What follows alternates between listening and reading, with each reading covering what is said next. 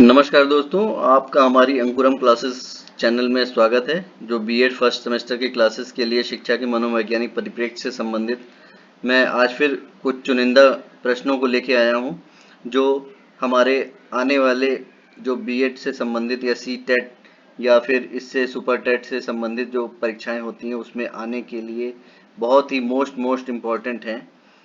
तो चलिए आज शुरू करते हैं हमारा आज का सेशन।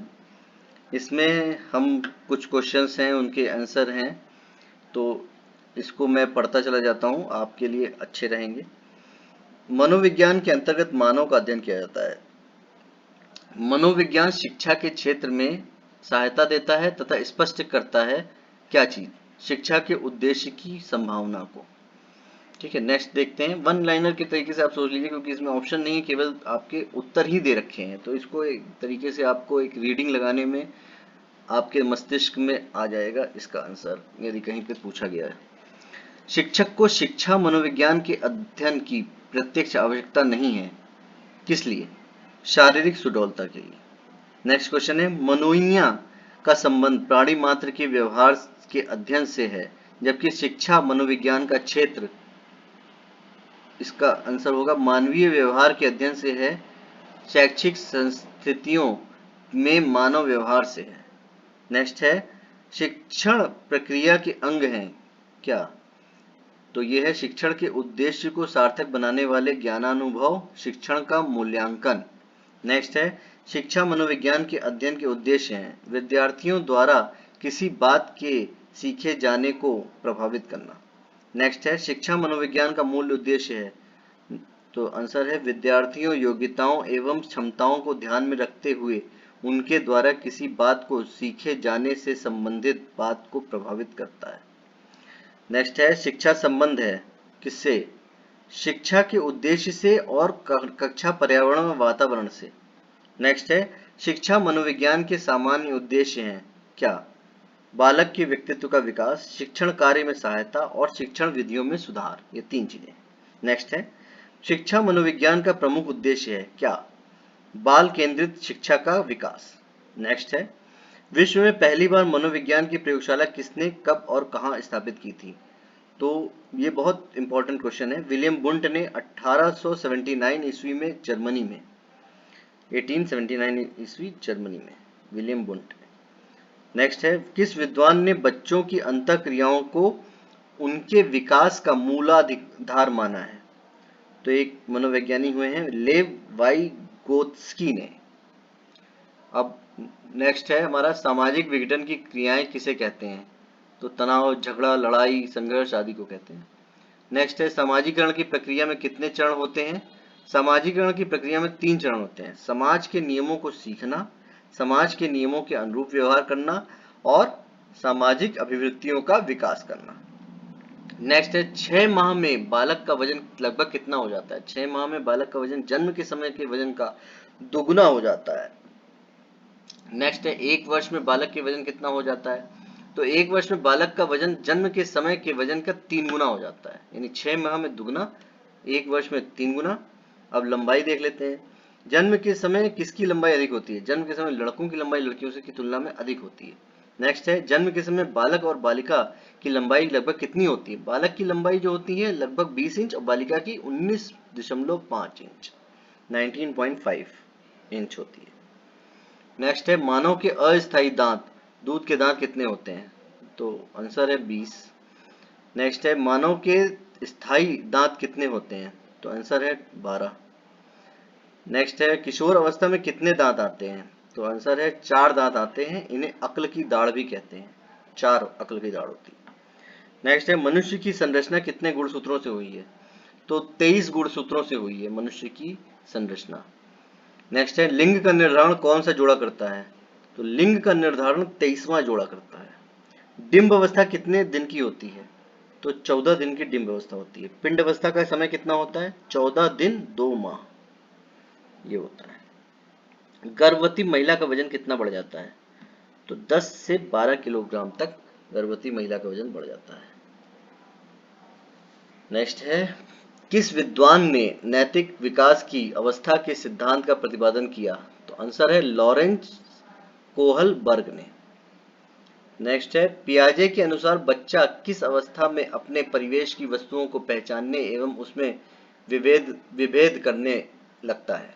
यह पूर्व संक्रियात्मक अवस्था में। नेक्स्ट है पियाजे ने किसी बच्चे के विचारों में नए विचारों के समावेश हो जाने को क्या कहा था? तो ये कहा था सात्मीकरण। सात्मीकरण कहा था।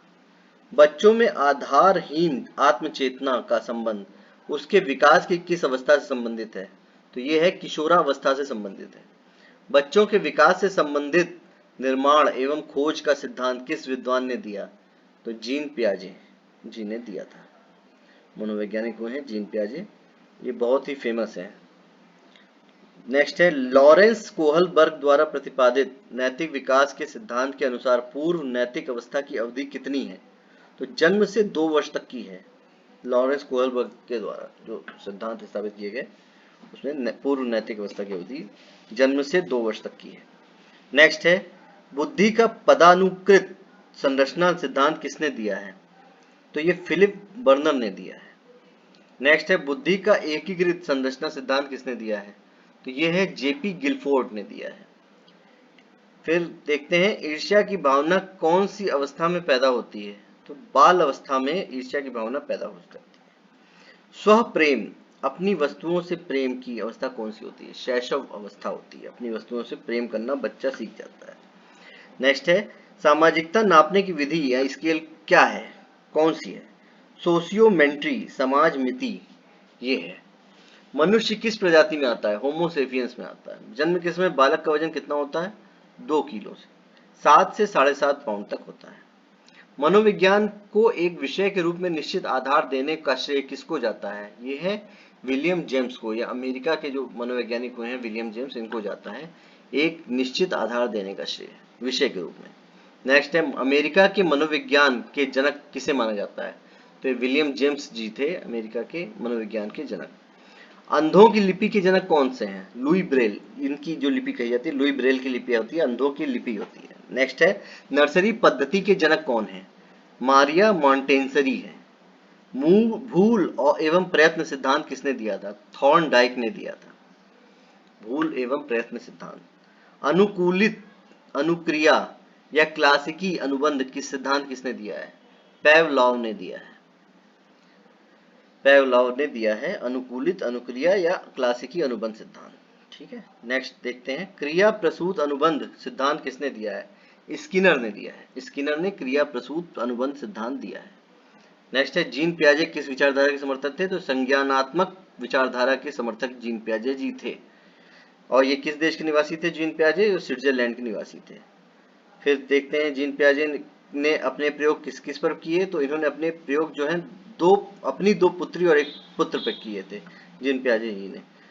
तो फिर से जीन पियाजे जी का क्वेश्चन आ गया कि वह कौन मनोवैज्ञानिक हैं जो पहले जीव विज्ञान के प्रोफेसर थे, बाद में मनोविज्ञान के प्रोफेसर बने। पहले जीव विज्ञान के थे और फिर मनोविज्ञान के बने, वो जीन पियाजे जी ही थे। स्कीमा सिद्धांत के जनक कौन है? जीन पियाजे जी। जीन पियाजे जी हैं। तो बच्चे के बौद्धिक विकास की 4 विशिष्ट अवस्थाओं की पहचान किस विद्वान द्वारा की गई है? जीन पियाजे के द्वारा की गई। बच्चे के बौद्धिक विकास की 4 विशिष्ट अवस्थाओं की जो पहचान की गई है वो जीन पियाजे जी के द्वारा ही की गई है। नेक्स्ट है परिवार एक साधन है। परिवार एक अनौपचारिक शिक्षा का साधन है। नेक्स्ट है एक शिक्षक विद्यार्थियों में सामाजिक मूल्यों को विकसित किस तरह से कर सकता है? एक शिक्षक आदर्श रूप से बर्ताव कर विद्यार्थियों में सामाजिक मूल्यों को विकसित कर सकता है। नेक्स्ट है शिक्षा का बर्ताव किस तरह का होना चाहिए? तो शिक्षा का बर्ताव आदर्शवादी होना चाहिए। आदर्शवादी होना चाहिए। किस अवस्था में बच्चे अपने समकक्षी वर्ग के सक्रिय सदस्य बनते हैं? किशोरावस्था में बच्चे अपने समकक्षी वर्ग के सक्रिय सदस्य बन जाते हैं। नेक्स्ट है कि प्राथमिक शिक्षक के लिए बाल मनोविज्ञान का ज्ञान क्यों आवश्यक है? प्राथमिक शिक्षक के लिए बाल मनोविज्ञान का ज्ञान बच्चों के व्यवहार को समझने में शिक्षक की सहायता करता है, इसलिए आवश्यक है। नेक्स्ट है बुनियादी स्तर पर मातृभाषा में शिक्षा देना क्यों बेहतर है? बुनियादी स्तर पर मातृभाषा में शिक्षा देने से प्राकृतिक वातावरण में बच्चों को सीखने में सहायता करेगा, इसलिए आवश्यक है। नेक्स्ट है खिलौनों की आयु किस अवस्था को कहा जाता है? तो पूर्व बाल्यावस्था को खिलौनों की आयु कहा जाता है। फिर है जिन इच्छाओं की पूर्ति नहीं होती है उनका भंडार गृह कौन सा है? तो इदम में है। अब देखते हैं वेस्लर के अनुसार बुद्धि की क्या परिभाषा है? वेस्लर के अनुसार बुद्धि किसी कार्य को करने की, तार्किक चिंतन करने की, वातावरण के समायोजन करने की सामूहिक योग्यता होती है। नेक्स्ट है सामान्यतः बुद्धि कितने प्रकार की होती है? 3 प्रकार की होती है, अमूर्त, मूर्त और सामाजिक बुद्धि। मूर्त को यांत्रिक बुद्धि भी कहते हैं। नेक्स्ट है यांत्रिक बुद्धि या स्थूल बुद्धि किसे कहा जाता है? मूर्त बुद्धि को। और स्पीयरमैन के अनुसार बुद्धि की क्या परिभाषा है? स्पीयरमैन के अनुसार बुद्धि तार्किक चिंतन करने की योग्यता है। स्पीयरमैन के अनुसार बुद्धि जो है तार्किक चिंतन करने की योग्यता है। मनोविज्ञान शब्द का प्रयोग करने वाला पहला व्यक्ति कौन था? रुडोल्फ गायकेल। 1590 ईस्वी में हुआ था। रुडोल्फ गायकेल मनोविज्ञान शब्द का प्रयोग करने वाला पहला व्यक्ति था। सामाजिक अंतःक्रिया किससे संबंधित है? 2 या 2 से अधिक व्यक्तियों के मध्य होने वाले परस्पर संबंध और क्रियाएं सामाजिक अंतःक्रियाएं कहलाती हैं, जैसे सहयोग, सहानुभूति, त्याग, बलिदान इत्यादि। नेक्स्ट है प्राचीन काल में मनोविज्ञान किसने कहा? अरस्तु जी ने कहा। मनोविज्ञान को आत्मा का विज्ञान किसने कहा? अरस्तु जी ने कहा। नेक्स्ट है 17वीं शताब्दी में मनोविज्ञान को क्या कहा जाता था? तो और यह किसने कहा? मन या मस्तिष्क का विज्ञान पोम्पोनॉजी ने कहा था। पोम्पोनॉजी ने कहा था मन या मस्तिष्क का विज्ञान। नेक्स्ट है 18वीं शताब्दी में मनोविज्ञान को क्या कहा जाता था? चेतना का विज्ञान या विलियम जेम्से या बुंट ने कहा था। इस तरीके का सिद्धांत था। अब नेक्स्ट देखते हैं छात्र के केंद्रित शिक्षण का आशय किससे है? तो छात्र के केंद्रित शिक्षण का आशय प्रत्येक छात्र की आवश्यकता को ध्यान रखना है। नेक्स्ट देखते हैं शिक्षा की खेल विधि का अर्थ क्या है? खेल क्रियाओं द्वारा शिक्षा, ये है शिक्षा की खेल विधि का अर्थ। नेक्स्ट है प्रयोजनवाद ने किससे जन्म दिया? प्रोजेक्ट विधि को जन्म दिया। प्रयोजनवाद ने प्रोजेक्ट विधि को जन्म दिया। शिक्षा में प्रयोजनवाद की विचारधारा का प्रवर्तक कौन था? विलियम जेम्स था। विलियम जेम्स था शिक्षा में प्रयोजनवाद की विचारधारा का प्रवर्तक। शिक्षा के लिए सबसे उत्तम शिक्षक वह है जो स्वयं बालक जैसा हो। यह कथन किसका है? मेनकेन ने कहा है। शिक्षक आचार संहिता क्या है? शिक्षकों के मानक व्यवहारों की सूचक पुस्तिका को शिक्षक आचार संहिता कहते हैं। नेक्स्ट है शिक्षक की योग्यताएं, प्रयासों और उसके व्यवहार की सही मूल्यांकन किसके द्वारा किया जाता है? तो ये छात्र जिसे वो पढ़ाता है उसके द्वारा ही किया जाता है। योग्यताओं, प्रयासों और उसके व्यवहार का सही मूल्यांकन। नेक्स्ट है छात्रों में वैज्ञानिक दृष्टिकोण उत्पन्न किसके द्वारा किया जा सकता है? तर्क संगत विचारों के प्रस्तुतिकरण द्वारा छात्रों में वैज्ञानिक दृष्टिकोण उत्पन्न किया जा सकता है। नेक्स्ट है सामाजिक समायोजन का कठिन काल किसे कहा जाता है? तो पूर्व किशोरावस्था को जो लड़कियों और लड़कों दोनों के संदर्भ में है उसे सामाजिक समायोजन का कठिन काल कहा जाता है। छात्रों का विश्वास प्राप्त करने हेतु शिक्षक को उनके साथ कैसा व्यवहार करना चाहिए? तो मित्र जैसा व्यवहार करना चाहिए। अगर वो छात्रों का विश्वास प्राप्त करना है तो शिक्षक को छात्रों का मित्र के तरीके से व्यवहार करना चाहिए। नेक्स्ट है बालकों की सोच अमूर्तता की अपेक्षा मूर्त अनुभवों एवं प्रत्ययों से होती है। यह अवस्था कौन सी है? अमूर्तता की अपेक्षा मूर्त अनुभवों एवं प्रयासों से 7 से 12 वर्ष तक की अवस्था होती है। नेक्स्ट है गिलफोर्ड ने अभिसारी चिंतन शब्द का पद का प्रयोग किसके समान अर्थ में किया था? गिलफोर्ड ने सृजनात्मक चिंतन के उसमें किया था। 18वीं शताब्दी में मनोविज्ञान को क्या कहा जाता था? व्यवहार का विज्ञान। किसने कहा था? वॉटसन ने कहा था। नेक्स्ट है शिक्षा मनोविज्ञान की पहली पुस्तक किसने लिखी और कब लिखी? थॉर्नडाइक ने 1903 में लिखी है शिक्षा मनोविज्ञान की पहली पुस्तक। नेक्स्ट है शिक्षा का अधिकार अधिनियम कब लागू हुआ? 1 अप्रैल 2010 को लागू हुआ शिक्षा का अधिकार अधिनियम। शिक्षा का निःशुल्क एवं अनिवार्य शिक्षा अधिनियम के तहत कितने वर्ष के बच्चों को निःशुल्क शिक्षा दी जाती है? 6 से 14 वर्ष तक के बच्चों को निःशुल्क शिक्षा दी जाती है। शिक्षा के मौलिक अधिकार संविधान के किस अनुच्छेद से लिए गए हैं? अनुच्छेद 21A से लिए गए हैं। इसे 2002 में 86वें संविधान से जोड़ा गया था। CBSE जो बनाया गया है वो कब बनाया गया? 1929 में, 1929 में। एक कक्षा में शिक्षक और छात्र का अनुपात कितना होना चाहिए? 1:30 होना चाहिए, यानी 30 छात्रों के ऊपर एक शिक्षक होना ही चाहिए। शिक्षकों के लिए रिफ्रेशर कोर्स का आयोजन कौन करता है? सीबीएसई बोर्ड क्या करता है। नेक्स्ट है अज्ञात से ज्ञात की ओर किस विधि से में पढ़ते हैं? विश्लेषण विधि में अज्ञात से ज्ञात की ओर पढ़ते हैं। और ज्ञात से अज्ञात की ओर किस विधि में? संश्लेषण विधि में पढ़ते हैं। सामान्य से विशिष्ट की ओर कौन सी विधि होती है?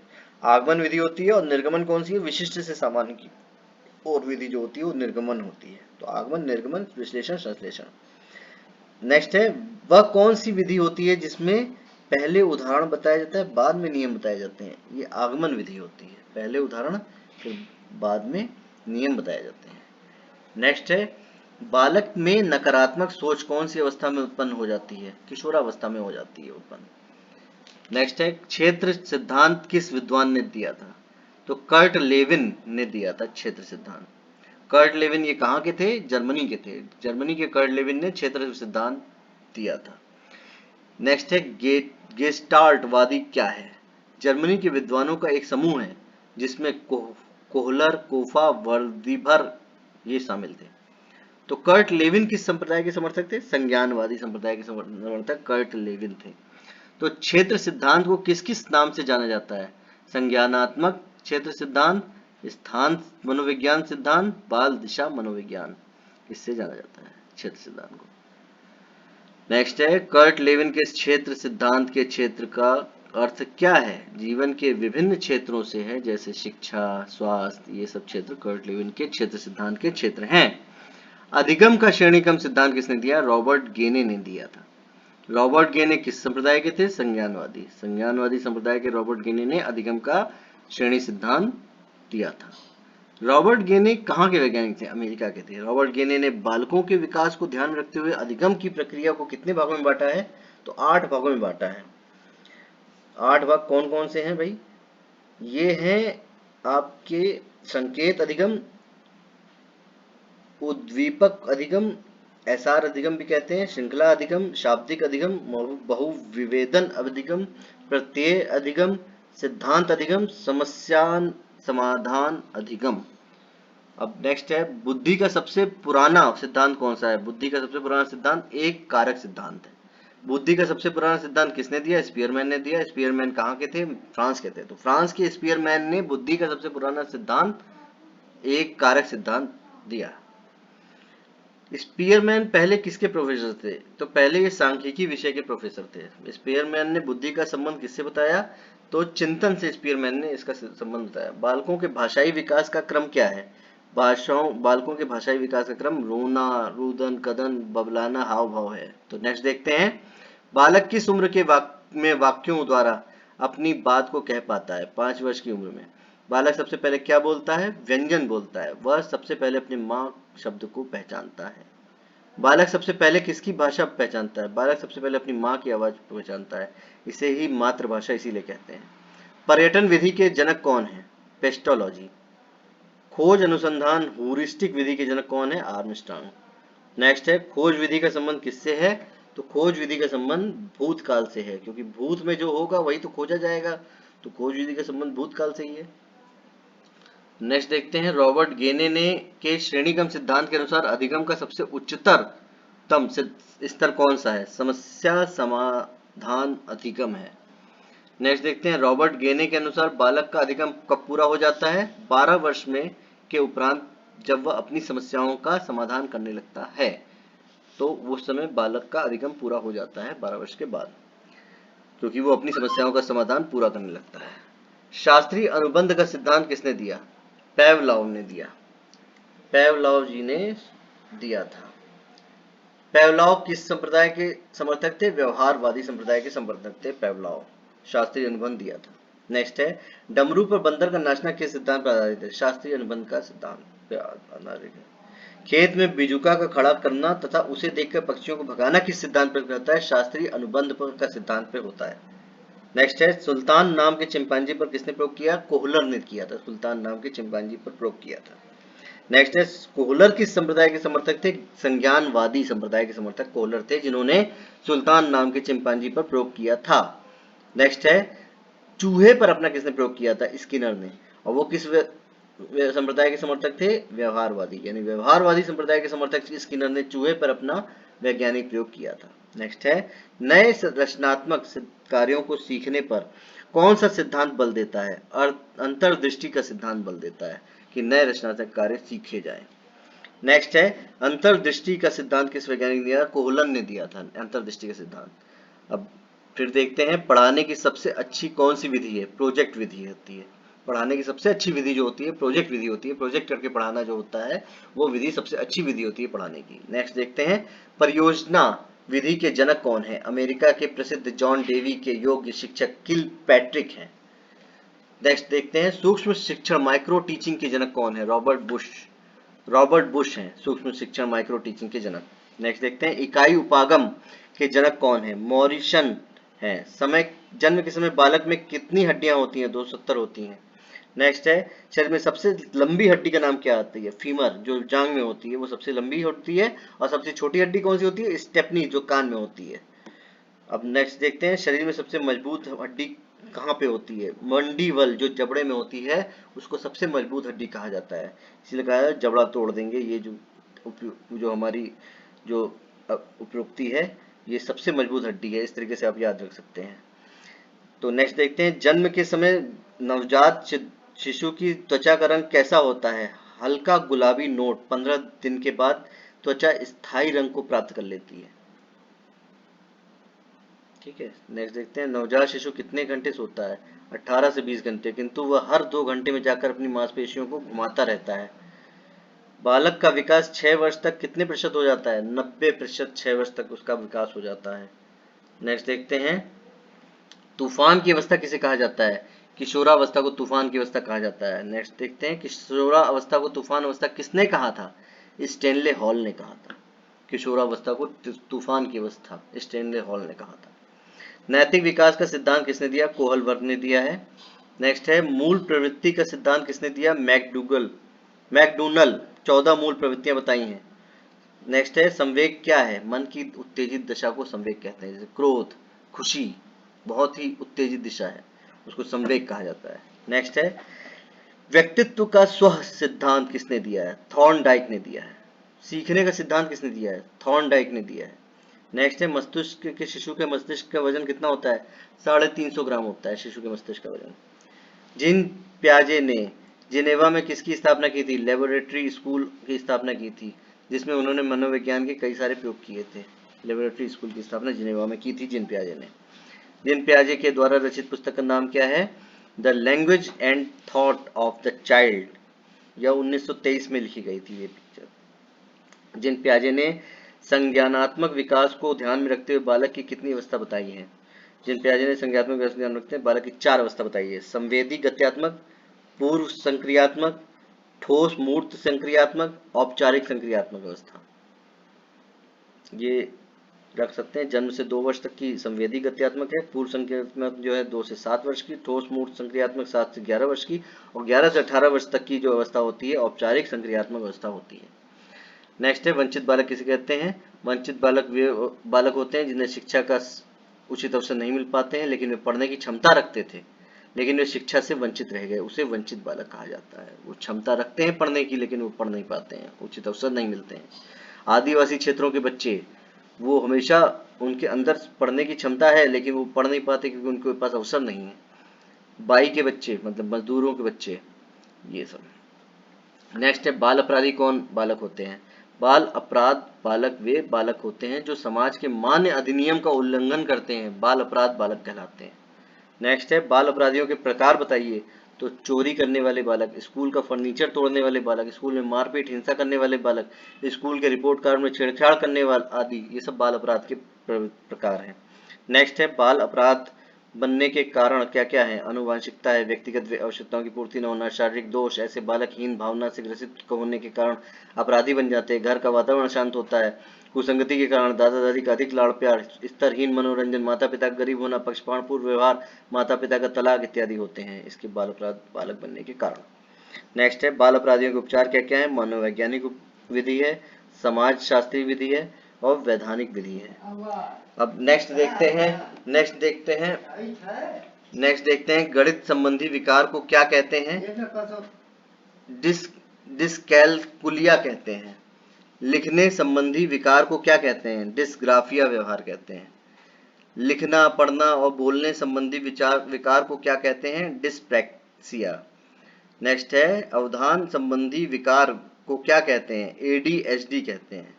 नेक्स्ट है विशिष्ट बालक कौन होते हैं? वे बालक जो सामान्य बालकों से हटकर होते हैं। इन्हें एक नया शब्द दिया गया है, विभिन्न योग्यता रखने वाले बालक। नेक्स्ट है विशिष्ट बालकों में कौन से बालक आते हैं? विशिष्ट बालकों की श्रेणी में आने वाले बालक प्रतिभाशाली बालक, पिछड़े बालक, गूंगा बहरा अंधा बालक, सृजनशील बालक, संवेगात्मक दृष्टि से पिछड़े बालक। नोट, विकलांग बालक विशिष्ट बालकों की श्रेणी में नहीं आते हैं, ये ध्यान रखने वाली बात है। नेक्स्ट है समावेशी शिक्षा किसे कहते हैं? विशिष्ट बालकों के लिए बनाई गई नई नई शिक्षा प्रणाली समावेशी शिक्षा कहलाती है। नेक्स्ट है प्रतिभाशाली बालक किसे कहते हैं? ऐसे बालक जिनका IQ 110 से अधिक होता है उन्हें प्रतिभाशाली बालक कहते हैं। गिलफोर्ड ने सृजनशीलता के 4 तत्व बताए थे, मौलिकता, अपसारीशीलता, केंद्र विमुख। नेक्स्ट है वैज्ञानिक गुण ने सृजनशीलता के कितने तत्व दिए? वैज्ञानिक गुड एक वैज्ञानिक हुआ है, उसने सृजनशीलता के 5 तत्व दिए, मौलिकता, अनुकूलता, विचारात्मक, विचारों का साहचर्य, लोचशील और विविध, ये दिए थे। सृजनात्मक के प्रमुख तत्व कौन से हैं? मौलिकता, नवीनता, लोचशीलता, विस्तारण करने की क्षमता, विभिन्नता। नेक्स्ट है सृजनशील बालकों की क्या विशेषताएं होती हैं? सृजनशील बालक जिज्ञासु प्रवृत्ति के होते हैं, उच्च महत्वाकांक्षा वाले होते हैं, विचार व्यापक होते हैं, संवेदनशीलता पाई जाती है और एकाग्रता पाई जाती है। नेक्स्ट है मनुष्य एक सामाजिक प्राणी, ये किसने कहा था? अरस्तु ने कहा था। बालक के सामाजिकरण की पहली पाठशाला कौन सी है? पहली घर, दूसरी परिवार, अब दूसरी खेल का मैदान और तीसरी स्कूल। पहली घर परिवार, दूसरी खेल का मैदान, तीसरी स्कूल। बुद्धि का संज्ञानात्मक सिद्धांत किसने दिया था? जिन प्याजे जी ने बुद्धि का संज्ञानात्मक सिद्धांत दिया था। नेक्स्ट है विकास कभी न समाप्त होने वाली प्रक्रिया है या विचार किस सिद्धांत से संबंधित है? निरंतरता के सिद्धांत से संबंधित है। नेक्स्ट है शिक्षा मनोविज्ञान एक विज्ञान है मानव व्यवहार का। नेक्स्ट है विकास प्राणी में प्रगतिशील परिवर्तन है जो निश्चित लक्ष्यों की ओर निरंतर निर्देशित होता रहता है। यह कथन किसका है? ड्रेवर का है। नेक्स्ट है 6वीं कक्षा में पढ़ने वाला बालक का शब्द भंडारण लगभग कितना होता है? 50,000 शब्दों तक का होता है 6वीं कक्षा में पढ़ने वाले बालक का शब्द भंडारण। और 10वीं कक्षा तक के बालकों का शब्द भंडारण 80,000 शब्दों का होता है, यानी 6ठी से 10वीं तक वो केवल 30,000 और शब्द सीख सकता है। नेक्स्ट है लड़का और लड़कियों में से किसका शब्द भंडारण अधिक होता है? लड़कियों का शब्द भंडारण अधिक होता है। नेक्स्ट है भाषा को सीखने के साधन कौन कौन से हैं? भाषा को सीखने के साधन निम्न से हैं, अनुकरण के द्वारा, दोहराकर, खेल खेल विधि द्वारा, कहानी सुनाकर, वार्तालाप द्वारा, प्रश्नोत्तर विधि से। ये हैं भाषा के सीखने के साधन। अब नेक्स्ट है लड़कियां संकेतों द्वारा बात करना किस उम्र तक सीख जाती हैं? 6 वर्ष की उम्र तक संकेतों द्वारा बात करना सीख जाती हैं। नेक्स्ट है भाषा के विकास को प्रभावित करने वाले कारक कौन कौन से हैं? भाषा विकास को प्रभावित करने वाले कारक कौन से हैं? लिंग, बुद्धि, स्वास्थ्य, ये कारक हैं। बुद्धि का विश्लेषण बुद्धि सिद्धांत किसने दिया? वेस्लर ने 1960 में। डिसलेक्सिया क्या है? पढ़ने संबंधित विकार है डिसलेक्सिया। यदि आप पढ़ नहीं पाते हैं, संबंधित विकार हैं, तो डिसलेक्सिया के शिकार हैं। नेक्स्ट है श्यामपट्ट को शिक्षण साधन सामग्री के किस समूह में अंतर्मुक्त किया जा सकता है? हास्य साधन में। नेक्स्ट है व्यक्तित्व एवं बुद्धि के वंशानुक्रम की भूमिका कितनी होती है? नाम मात्र की होती है। व्यक्तित्व एवं बुद्धि में वंशानुक्रम की जो भूमिका होती है वो नाम मात्र की होती है। नेक्स्ट है श्यामपट्ट पर लिखते समय सबसे महत्वपूर्ण क्या है? अच्छी लिखावट होनी चाहिए। नेक्स्ट है बुद्धि का तरल मोजिक मॉडल किसने दिया? कैटल ने दिया। नेक्स्ट है शिक्षा के समायोजन का आशय क्या है? सभी विद्यार्थियों को शिक्षा की मुख्यधारा प्रणाली में स्वीकारना, ये है। नेक्स्ट है आ वी कैटल की तरल बुद्धि तुल्य है, वंशानुगत कारकों के तुल्य है। नेक्स्ट है स्वयं की भावनाओं तथा संवेगों को नियंत्रित करने से संबंधित बुद्धि को क्या कहा जाता है? भाषाई बुद्धि कहा जाता है। भाषाई बुद्धि कहा जाता है। नेक्स्ट है बिने साइमन परीक्षण द्वारा किसका मापन किया जाता है? सामान्य बुद्धि का। नेक्स्ट है मानसिक आयु के प्रत्यय का सर्वप्रथम प्रयोग किस विद्वान ने किया? तो बिने साइमन ने किया था। फिर से देखते हैं नेक्स्ट, आधुनिक काल में सबसे पहले बुद्धि को किसने समझाया? अल्फ्रेड बिने ने 1904 ईस्वी में समझाया था। नेक्स्ट देखते हैं मानसिक आयु के माध्यम से बुद्धि को परिभाषित किसने किया?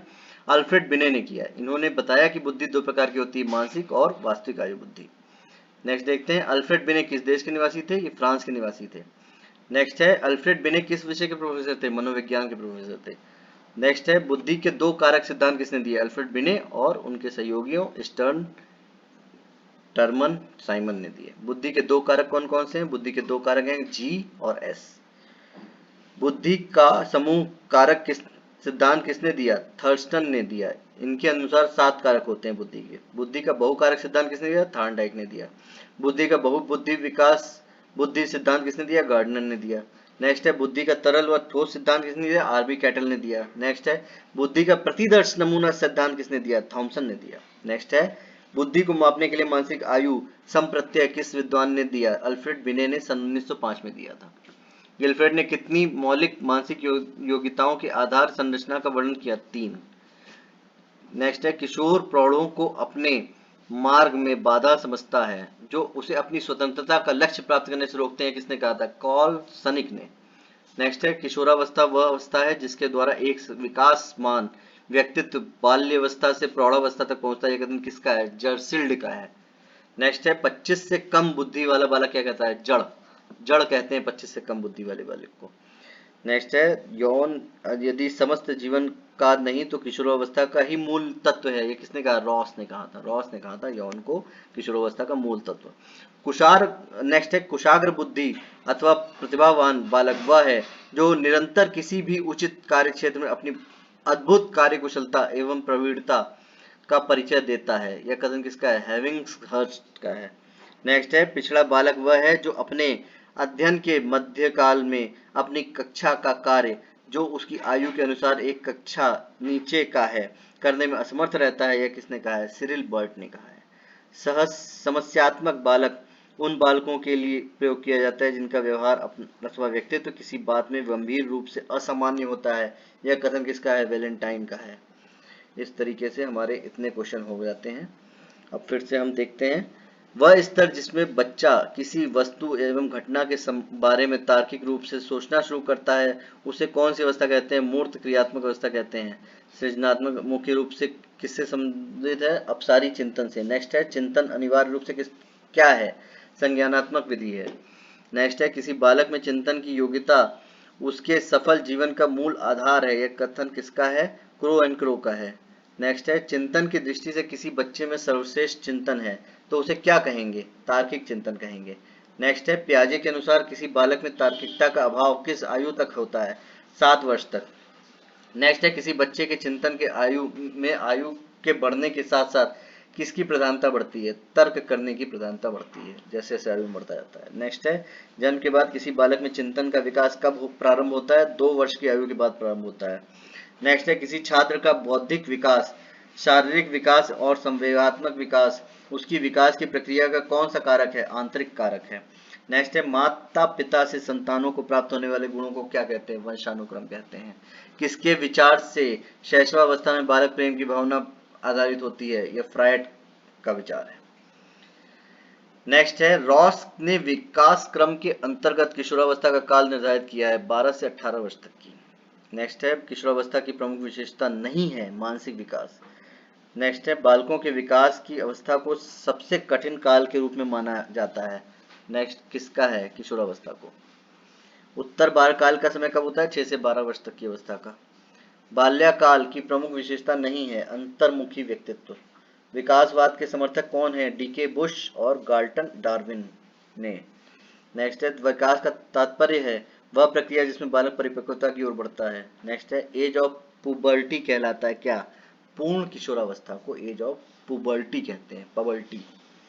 व्यक्तित्व के स्वाभाविक विकास को क्या कहते हैं? अभिवृद्धि। नेक्स्ट है सीखने की प्रक्रिया के अंतर्गत शिक्षा मनोविज्ञान अध्ययन करता है प्रेरणा व पुनर्बलन के प्रभाव का अध्ययन।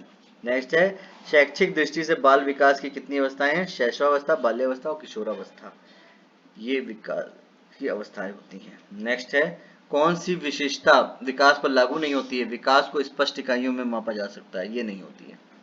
नेक्स्ट है बालक की बुद्धि तीव्र बुद्धि का विकास पर क्या प्रभाव पड़ता है? विकास सामान्य से तीव्र होता है। नेक्स्ट है विकास एक कौन सी प्रक्रिया है? निरंतर चलने वाली प्रक्रिया है। नेक्स्ट है अंतर्दर्शन विधि में बल दिया जाता है स्वयं के अध्ययन पर। नेक्स्ट है बालक को आनंददायक सरल कहानियों द्वारा नैतिक शिक्षा प्रदान करनी चाहिए। यह किस तरह किसका है? कोले सनिक का है। नेक्स्ट है विकास के संदर्भ में मैकडूगल ने मूल प्रवृत्त्यात्मक व्यवहार का विश्लेषण किया। नेक्स्ट है जब हम किसी भी व्यक्ति के विकास के चिंतन करते हैं, विषय में चिंतन करते हैं, तो हमारा आशय उसकी कार्य क्षमता से होता है, उसकी परिपक्वता से होता है, उसकी शक्ति ग्रहण करने की से होता है। नेक्स्ट है संवेगात्मक विकास में किस अवस्था में तीव्र परिवर्तन होता है? किशोरावस्था में। बुद्धि और विकास है एक दूसरे के पूरक। नेक्स्ट है चारित्रिक विकास का प्रतीक है उत्तेजना। नेक्स्ट है आईडी, ईगो, सुपर ईगो, मानव की संरचना का अभिन्न भाग कौन मानता है? फ्रायड जो है मनोवैज्ञानिक वो मानता है। नेक्स्ट है केवल दो प्रकार की मूल प्रवृत्तियां हैं, मृत्यु और जीवन। यह विचार किसका है? फ्रायड का है।